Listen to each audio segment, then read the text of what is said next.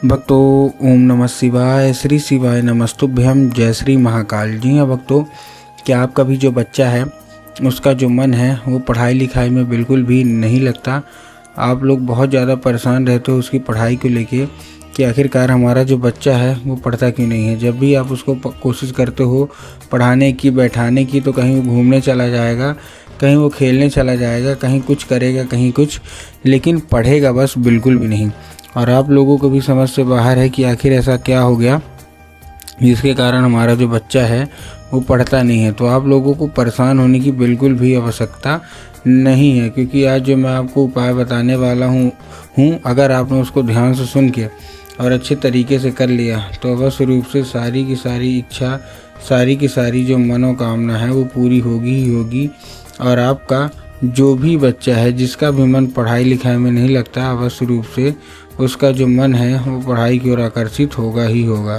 क्या करना है, कैसे करना है, पूरा बताने वाला हूँ और अच्छे तरीके से समझाने वाला हूँ। तो बस उपाय ध्यान से सुन के अच्छे से करिएगा ज़रूर। देखिए, आपको भी पता है कि पूज्य गुरुदेव की जो कथा होती है उसमें लाखों की भीड़ आती है। कैसे भीड़ आती है? लाखों की भीड़ आती है।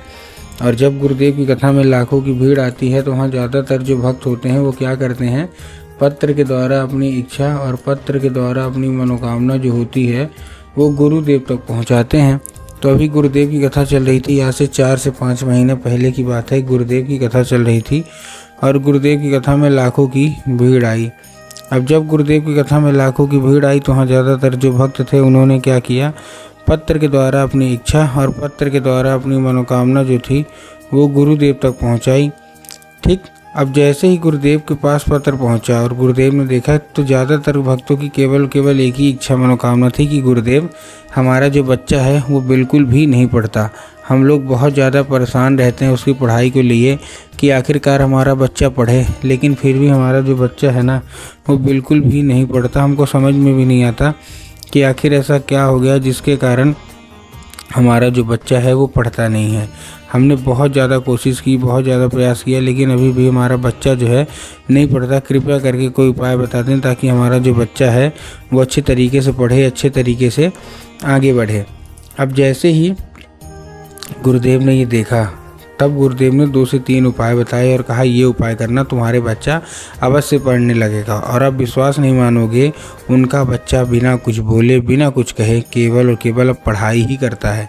तो आखिर ऐसा कौन सा उपाय है जिसको करने मात्र से उनका जो बच्चा है वो पढ़ाई करने लगा है? तो चलिए हम बताते हैं आपको आज की इस वीडियो के माध्यम से कि आपको करना क्या है। ठीक, तो बस उपाय ध्यान से सुन के अच्छे से करिएगा ज़रूर। तो देखिए, जो हमारा सबसे पहला उपाय है, इस उपाय में आपको करना क्या है, इस उपाय में सबसे पहले आपको 3 काली तिल लेना है और साथ में आपको लेना है 1 धतूरा। ठीक, तो 3 काली तिल लिए, साथ में 1 धतूरा लिए। अब धतूरा लेने के बाद आपको करना क्या है, केवल और केवल अपने बच्चे के हाथ में दे के उसको भेज देना है कहाँ, सीधा सीधा शिव मंदिर। अब जैसे ही आपका बच्चा शिव मंदिर पहुँचेगा, शिव मंदिर पहुँचने के बाद उसको बोलिएगा कि दक्षिण दिशा में खड़ा हो जाए और उत्तर की ओर अपना चेहरा कर ले। अब देखिए, दक्षिण और उत्तर में ना बहुत सारे लोग कंफ्यूज होते हैं कि दक्षिण क्या है, उत्तर क्या है, हमको थोड़ा साफ साफ बताओ। तब गुरुदेव ने साफ साफ बताया है। क्या बताया है कि गुरुदेव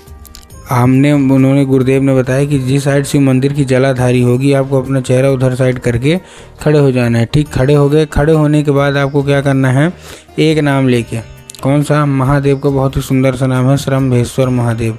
तो आपको करना क्या है, आपको श्रम्भेश्वर महादेव का नाम लेके और उन्हीं का स्मरण करके आपको चुपचाप क्या कर देना है, अर्पित कर देना है बस। पूज्य गुरुदेव कहते हैं कि अगर आपने ऐसा कर लिया तो अवश्य रूप से सारी इच्छा मनोकामना जो है वो पूरी होनी ही होनी है। ठीक, ये था हमारा कौन सा, पहला उपाय। अब हम चलते हैं अपने दूसरे उपाय की ओर।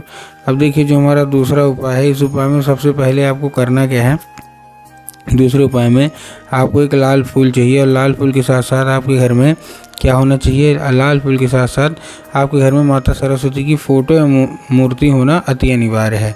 अगर आपके घर में माता सरस्वती की फ़ोटो या मूर्ति है तब तो ठीक है, अगर नहीं है तो आपको क्या करना है, फ़ोटो या मूर्ति लाना है घर में और स्थान दे देना है। ठीक, दे दिए। स्थान देने के बाद शाम के वक्त में जब भी आपके घर में पूजा पाठ हो तो वो लाल फूल उठाइए और अपने बच्चे के माथे मतलब सबसे पहले तो माता सरस्वती को क्या करिए, अर्पित करिए। माता सरस्वती को अर्पित करने के बाद, ठीक, माता सरस्वती को अर्पित करने के बाद वो जो लाल फूल है वो अपने बच्चे के, उसको तो सबसे पहले औषधि के रूप में मांगिएगा, ठीक।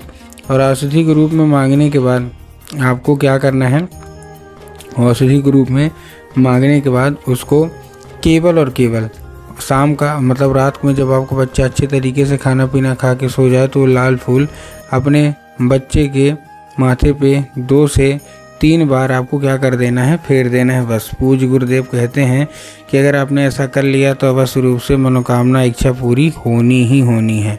ये था कौन सा, ये था हमारा दूसरा उपाय। अब हम चलते हैं अपने तीसरे और आखिरी उपाय की ओर। और इस उपाय में आपको करना क्या है, इस उपाय में सबसे पहले आपको एक पान का पत्ता लेना है।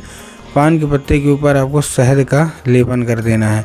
अब जैसे ही आप पान के पत्ते के ऊपर आपको शहद का लेपन करेंगे, शहद का लेपन करने के बाद आपको चुपचाप क्या कर देना है, अपने बच्चे के हाथ में देना है और उसको भेजना है केवल शिव मंदिर, ठीक। अब जैसे ही शिव मंदिर पहुँचेगा आपको बच्चा, आपको बोलिएगा कि माता अशोक सुंदरी की जगह पे अर्पित करवा दे।